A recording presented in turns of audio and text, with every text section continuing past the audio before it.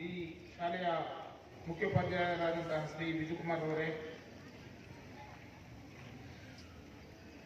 Rotary ಕಾರ್ಯದರ್ಶಿಗಳಾದಂತಹ Shri Ghanshyam Das ಅವರೇ,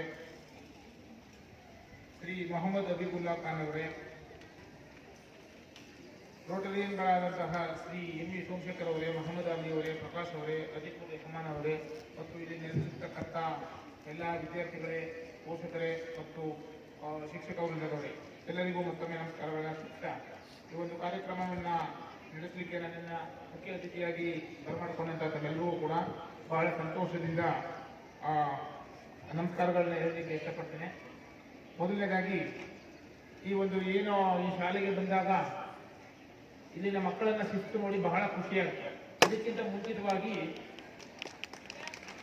independence day ಅಥವಾ republic ಡೇಸ್ನಲ್ಲಿ ನೋಡಿದಾಗ ರೋಟರಿ ಶಾಲೆ ಮಕ್ಕಳು ಬಂತು ಅಂದರೆ ಅದು ಪೆರೇಡ್ ನೋಡ್ತಾ ಇದ್ದಾಗ ಬಹಳ ಖುಷಿ ಆಗ್ತಿತ್ತು. ಇಲ್ಲಿ ಯಾವ ಸ್ಕೂಲ್ ಮಕ್ಕಳು ಇಷ್ಟು ಡಿಸಿಪ್ಲಿನ್ ಆಗಿರ್ತಿಲ್ಲ ಅಂತ ಹೇಳ್ಬಿಟ್ಟು ಅದನ್ನ ಕಣ್ತುಂಬಿ ನೋಡ್ಕೊಳ್ಳೋಕೆ ಒಂದು ಅವಕಾಶವನ್ನ ಇವತ್ತು ನಿಮ್ಮ ಶಾಲಾ ಶಿಕ್ಷಕರು ಮತ್ತೆ ನಮ್ಮ ರೋಟರಿಯನ್ನ ಸೆಕ್ರೆಟರಿ ಅವರು ಮತ್ತೆ ಈ ಶಾಲೆಯ ಅಧ್ಯಕ್ಷರ ಎಲ್ಲರೂ ಕೂಡ ಒಂದು ಅವಕಾಶವನ್ನು ಕೊಟ್ಟರು.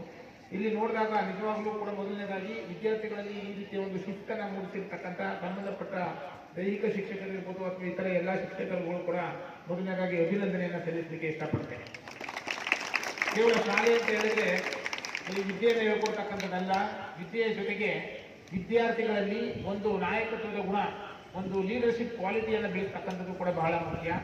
ಅದೇ ರೀತಿ ವಿದ್ಯೆ ಅಥವಾ ಲೀಡರ್ಶಿಪ್ ಕ್ವಾಲಿಟಿ ಜೊತೆಗೆ ವಿದ್ಯಾರ್ಥಿಗಳನ್ನ ಎಲ್ಲಾ ರೀತಿಯ ವಿಭಾಗಗಳಲ್ಲೂ ಕೂಡ ಅವರನ್ನ ಸರ್ವತೋಮುಖ ಅಭಿವೃದ್ಧಿ ಅಂತ ಏನ್ ಹೇಳ್ತಾರೆ ಆ ರೀತಿ ಮಾಡಿ ಅವರ ವ್ಯಕ್ತಿತ್ವವನ್ನು ವಿಕಸನಗೊಳಿಸಲಿಕ್ಕೆ ಇಲ್ಲಿನ ಶಾಲೆಯ ಶಿಕ್ಷಕರು ಮುಖ್ಯೋಪಾಧ್ಯಾಯರೆಲ್ಲ ಶ್ರಮಿಸಿರ್ತಕ್ಕಂಥದ್ದು ಈ ಒಂದು ಸಂದರ್ಭದಲ್ಲಿ ನಾನು ಕಂಡುಕೊಂಡೆ. ಅಂದ್ರೆ ಬಂದಾಗ ಅವರ ಪೆರೇಡ್ ಇರ್ಬೋದು, ಶಿಸ್ತಿನಿಂದ ನಮ್ಮನ್ನ ಸ್ವಾಗತಿಸ್ತಿರ್ಬೋದು, ಯಾವುದೇ ಗಲಾಟೆಯಲ್ಲಿ ಶಿಸ್ತಾಗಿ ಕೂತಿರ್ತಕ್ಕಂಥದ್ದಿರ್ಬೋದು, ಒಂದು ಬ್ಯಾಡ್ಜ್ ಅನ್ನ ರಿಸೀವ್ ಮಾಡಲಿಕ್ಕೆ ಅಥವಾ ಅವ್ರಿಗೆ ಏನು ಒಂದು ಲೀಡರ್ಶಿಪ್ ಅನ್ನ ಕೊಟ್ಟಿದ್ದಾರೆ ಅದನ್ನ ರಿಸೀವ್ ಮಾಡಲಿಕ್ಕೆ ಬಂದಾಗ ಅವರು ತೋರಿದಂತಹ ಒಂದು ತಾಳ್ಮೆ, ಸಂಯಮ, ಶಿಸ್ತು ಇದೆಲ್ಲವನ್ನು ನೋಡಿದಾಗ ಮತ್ತೊಮ್ಮೆ ಈ ಶಾಲೆಯ ಎಲ್ಲಾ ಶಿಕ್ಷಕ ವೃಂದದವರಿಗೂ ಕೂಡ ಒಂದು ಅಭಿನಂದನೆಯನ್ನ ಈ ಸಂದರ್ಭದಲ್ಲಿ ಸಲ್ಲಿಸಲಿಕ್ಕೆ ಇಷ್ಟಪಡ್ತೇನೆ. ಶಿಕ್ಷಕರಲ್ಲಿ ಈ ಒಂದು ಶಿಸ್ತನ್ನು ಹೇಳ್ಕೊಡೋದ್ರ ಜೊತೆಗೆ ವಿದ್ಯಾರ್ಥಿಗಳಲ್ಲಿ ವಿದ್ಯೆಯನ್ನ ಈಗಾಗಲೇ ಸಾಕಷ್ಟು ಚೆನ್ನಾಗಿ ಒಳ್ಳೆ ರಿಸಲ್ಟ್ ಸುಮಾರು 800 ವಿದ್ಯಾರ್ಥಿಗಳಿದ್ದಾರೆ ಅಂತ ನಮ್ಮ ರೋಟರಿ ಸೆಕ್ರೆಟರಿ ಅವ್ರ ಜೊತೆ ಮಾತಾಡ್ತಾ ಇರುವಾಗ ಹೇಳಿದ್ರು. 800 ವಿದ್ಯಾರ್ಥಿಗಳು pre-KG ಇಂದ ಹಿಡಿದು 10th ಇದ್ದಾರೆ ಅಂತ. ಈ ವಿದ್ಯಾರ್ಥಿಗಳಲ್ಲಿನ ಶಿಸ್ತು, ಅವರ ಒಂದು ಈಗ ಮಕ್ಕಳು ಸಾಂಸ್ಕೃತಿಕ ಕಾರ್ಯಕ್ರಮಗಳನ್ನ ನಡೆಸ್ಕೊಟ್ರು. ಒಂದು ಡಾನ್ಸ್ ಇರ್ಬೋದು, ಒಂದು ಅವರ ಶಿಸ್ತಿನಿಂದ ಬಂದು ಭಾಗವಹಿಸಿದಂಥದ್ದು ಇರ್ಬೋದು. ಇದೆಲ್ಲದರಲ್ಲಿ ಕೆಲವೇ ವಿದ್ಯಾರ್ಥಿಗಳು ಭಾಗವಹಿಸಿರ್ಬೋದು, ಆದರೆ ಶಿಕ್ಷಕರು ತಾವು ಪ್ರತಿಯೊಬ್ಬ ವಿದ್ಯಾರ್ಥಿಗಳನ್ನು ಕೂಡ ಆಯ್ಕೆ ಮಾಡಿ, ಪ್ರತಿಯೊಬ್ಬ ವಿದ್ಯಾರ್ಥಿಗಳಿಗೂ ಕೂಡ ಒಂದೊಂದು ವಿಭಾಗದಲ್ಲಿ ಅವ್ರನ್ನ ಆಯ್ಕೆ ಮಾಡಿ ಅವರಲ್ಲೂ ಕೂಡ ನಾಯಕತ್ವದ ಗುಣ, ಒಂದು ಲೀಡರ್ಶಿಪ್ ಬೆಳೆಸ್ತಕ್ಕಂಥದಕ್ಕೆ ಕ್ರಮ ತಗೊಳ್ಬೇಕು. ಆಗ ಯಾವುದೇ ತಾರತಮ್ಯ ಇಲ್ಲದೆ ಎಲ್ಲ ಮಕ್ಕಳುವೇ ನಾನು ಕೂಡ ಒಂದು ವಿಭಾಗದ ಮುಖ್ಯಸ್ಥ, ನಾನು ಒಂದು ಕ್ಯಾಪ್ಟನ್ ಇರ್ಬೋದು ಅಂತಕ್ಕಂಥದ್ದು ಬರಬೇಕು. ಆ ರೀತಿ ಭಾವನೆ ಮಕ್ಕಳಲ್ಲಿ ಯಾವುದೇ ತಾರತಮ್ಯ ಆಗದಂಗೆ, ಅವರಿಗೆ ಮಾನಸಿಕವಾಗಿ ಬೇಜಾರಾಗದಂಗೆ ಒಂದು ಕ್ರಮವನ್ನು ಕೈಗೊಳ್ಳಬೇಕು ಅಂತಕ್ಕಂಥ ಒಂದು ಕಿವಿ ಮಾತಿನ ಶಿಕ್ಷಕರಲ್ಲಿ ಹೇಳಲಿಕ್ಕೆ ಇಷ್ಟಪಡ್ತೇನೆ. ಅದೇ ರೀತಿ ಇಲ್ಲಿ ನಡೆದಿರ್ತಕ್ಕಂಥ ಪೋಷಕರು ತಮ್ಮ ಮಕ್ಕಳನ್ನ ನೋಡಿ ಖುಷಿ ಪಟ್ಟಿದ್ದೀರಾ. ಮಕ್ಕಳು ಬಹಳ ಶಿಸ್ತಿನಿಂದ, ನಾನು ಕೂಡ ಶಾಲಾ ಹಂತದಲ್ಲಿದ್ದಾಗ ನಮಗೆ ಸ್ಕೌಟ್ ಮತ್ತೆ ಗೈಡ್ಸ್ ಅಂತ ಮಾಡ್ತಾ ಇದ್ರು. ಗಂಡು ಮಕ್ಕಳಿಗೆ ಸ್ಕೌಟ್ ಮತ್ತೆ ಹೆಣ್ಮಕ್ಳಿಗೆ ಅಂತ ಹೇಳ್ಬಿಟ್ಟು ಆಗ NCC NSS ಕ್ಯಾಂಪ್ ಅಂತ ನಡೆಸ್ತಾ ಇದ್ರು. ಆವಾಗ ನಾವು ಚಿಕ್ಕ ಮಕ್ಕಳಿದ್ದಾಗ ಕೆಲವು ಟೈಮ್ ಹೋಮ್ ಸಿಕ್ ಅಂತ ಆಗ್ಬಿಡೋದು, ಅಂದ್ರೆ ಮನೆ ಬಿಟ್ಟು ಹೋಗ್ಲಿಕ್ಕೆ ಆಗಲ್ಲ ಆ ಥರ.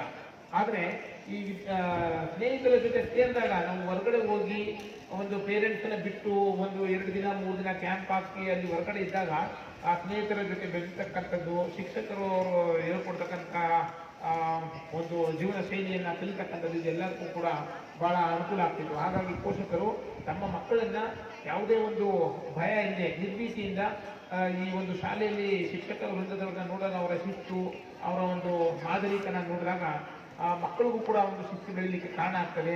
ಅವ್ರನ್ನ ಸಾಂಸ್ಕೃತಿಕ ಕಾರ್ಯಕ್ರಮಗಳಲ್ಲಿರ್ಬೋದು, ಕ್ರೀಡೆಗಳಲ್ಲಿರ್ಬೋದು, ಅಥವಾ ಒಂದು NCC NSS ಸಮಾಜ ಸೇವೆ ಅಥವಾ ಡಿಸಿಪ್ಲಿನ್ ಇದನ್ನ ಕಲಿಸಲಿಕ್ಕೆ ಇರ್ಬೋದು, ಯಾವುದೇ ಇದಕ್ಕೆ ಕಳಿಸುವಾಗ ಮಕ್ಕಳನ್ನ ತಾವು ಕೂಡ ಪ್ರೋತ್ಸಾಹ ನೀಡಿ ಕಳಿಸಬೇಕು ಅಂತ ಈ ಸಂದರ್ಭದಲ್ಲಿ ಹೇಳ್ತೇನೆ. ಇವತ್ತಿನ ದಿನ ಸೇರಿರ್ತಕ್ಕಂಥ ಎಲ್ಲ ಮಕ್ಕಳು, ಈಗ ಚಿಕ್ಕ ಮಕ್ಕಳಿರ್ಬೋದು, ನಾವು ಹೇಳ್ತಾ ಇರ್ತಕ್ಕಂಥದ್ದು ಕೆಲವರಿಗೆ ಅರ್ಥ ಆಗ್ಬೋದು, ಅರ್ಥ ಆಗದೇ ಇರ್ಬೋದು, ಪ್ರತಿಯೊಬ್ಬ ವಿದ್ಯಾರ್ಥಿಗಳಿಗೂ ಒಂದು ಕರೆ ಕೊಡಲಿಕ್ಕೆ ಇಷ್ಟಪಡುತ್ತೆ.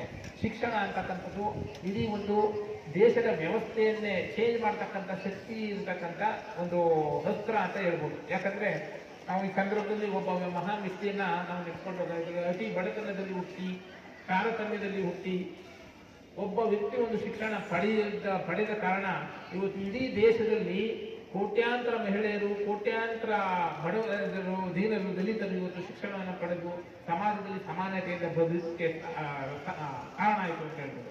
ಒಂದು ಇತಿಹಾಸವನ್ನು ತೆಗೆದುಕೊಂಡಾಗ ಹಿಂದೆ ನಮ್ಮಲ್ಲಿ ಮಹಿಳೆಯರು ಓದ್ತಾ ಇರಲಿಲ್ಲ, ಕೆಲವೇ ವರ್ಗದವರು ಶಿಕ್ಷಣ, ಕೆಲವೇ ವರ್ಗದವರು ಮಾತ್ರ ಓದಬೇಕು ಅನ್ನುವಂಥ ಕಾನ್ಸೆಪ್ಟ್ ಇದ್ದಂಥ ಒಂದು ಈ ದೇಶದಲ್ಲಿ ಒಬ್ಬ ವ್ಯಕ್ತಿ ಡಾಕ್ಟರ್ ಭೀಮರಾವ್ ರಾಮ್ಜಿ ಅಂಬೇಡ್ಕರ್, ಬಾಬಾ ಸಾಹೇಬ್ ಅಂಬೇಡ್ಕರ್ ಅಂತ ನೇರವಾಗಿ ಹೇಳ್ಬೋದು, ಅವರು ಒಂದು ಶಿಕ್ಷಣವನ್ನು ಪಡೆದು ಅವರು ಅನುಭವಿಸಿದಂಥ ಕಷ್ಟಗಳು ಯಾವಾಗೂ ಆಗಬಾರ್ದು ಅನ್ನೋ ಉದ್ದೇಶಕ್ಕೋಸ್ಕರ ಮಹಿಳೆಯರಿಗೆ ಶಿಕ್ಷಣದಲ್ಲಿ ಪ್ರೋತ್ಸಾಹವನ್ನು ನೀಡತಕ್ಕಂಥದ್ದಿರ್ಬೋದು, ಅಥವಾ ಪ್ರತಿಯೊಬ್ಬರಿಗೂ ಶಿಕ್ಷಣ ಒಂದು ಯಾಕೆ ಅವ್ರನ್ನ ಮಾಡಲಾಗಿರಬೇಕು ಅನ್ನೋ ಒಬ್ಬ ವ್ಯಕ್ತಿ ಒಂದು ಶಿಕ್ಷಣವನ್ನು ಪಡೆದು ಪ್ರಬುದ್ಧತೆಯನ್ನು ಪಡೆದ ಕಾರಣ ಇಡೀ ದೇಶದಲ್ಲಿ ಒಂದು ಕೋಟ್ಯಾಂತರ ಜನ ಬಡವರು, ದೀನ ದಲಿತರು ಶಿಕ್ಷಣವನ್ನು ಕಟ್ಟಲಿಕ್ಕೆ ಸಾಧ್ಯ ಆಯಿತು, ಅವರು ಸಮಾನತವಾಗಿ ಬದುಕಲಿಕ್ಕೆ ಕಾರಣ ಆಯಿತು.